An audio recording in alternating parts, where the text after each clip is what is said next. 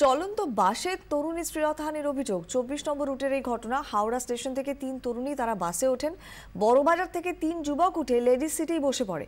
একজনের সঙ্গে এক তরুণীর বচসা হয়, কথা কাটাকাটি হয়, আর তারপরে শ্লীলতাহানির অভিযোগ ওঠে। শিয়ালদার কাছে ১০০ ডায়াল করে পুলিশে খবর দেন এক তরুণী। পুলিশ শিয়ালদা বিগ বাজারের সামনে বাসটিকে আটকায়।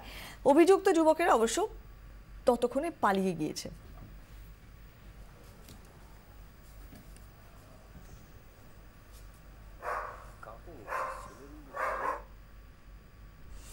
অষ্টম শ্রেণী ছাত্রীকে ধর্ষণ করে খুনের অভিযোগ। উত্তাল বাঁকুড়া তালডাংরার মেদিনা গ্রাম। ৪ দিন নিখোঁজ থাকার পরে বৃহস্পতিবার সকালে গ্রামের পাশে পুকুর থেকে ছাত্রীর নগ্ন দেহ উদ্ধার হয়।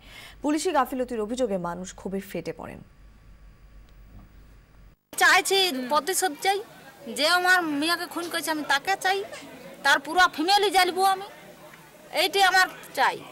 পাশের পাড়ায় বিয়ে বাড়ি, নেমন্তন্ন খেতে গিয়েছিল মেয়ে, আর ফেরা হয়নি।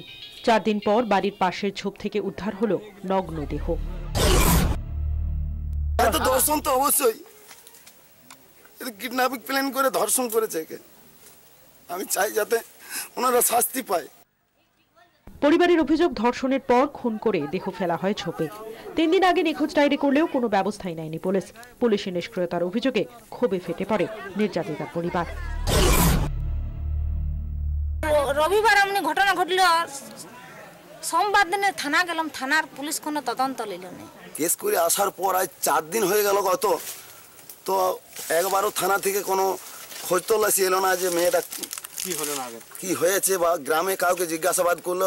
মৃতদেহ উদ্ধার করতে গিয়ে বাধার মুখে পড়ে পুলিশ। দীর্ঘক্ষণ আটকে রাখা হয় মৃতদেহ। পরিস্থিতি সামাল দিতে ঘটনাস্থলে পৌঁছন খাতড়ার এসডিপিও বিশপ সরকার। তদন্তে গাফিলতির যাবতীয় অভিযোগ অস্বীকার করেছেন তিনি। সর্বতভাবে চেষ্টা করছি, একদম হাইয়েস্ট লেভেল থেকে দেখা হচ্ছে যে এই ঘটনার যাতে পেছনে ঠিক কি হয়েছে, কোনো ফাউল প্লে আছে কিনা আমরা সেগুলো দেখব, এবং যিনি আসামি উনি অবশ্যই ধরা পড়বেন। পুলিশের আশ্বাসে ঘণ্টা চারেক পর ছাত্রীর মৃতদেহ সৎকার করেন পরিবারের সদস্যরা। ব্যুরো রিপোর্ট ২৪ ঘণ্টা।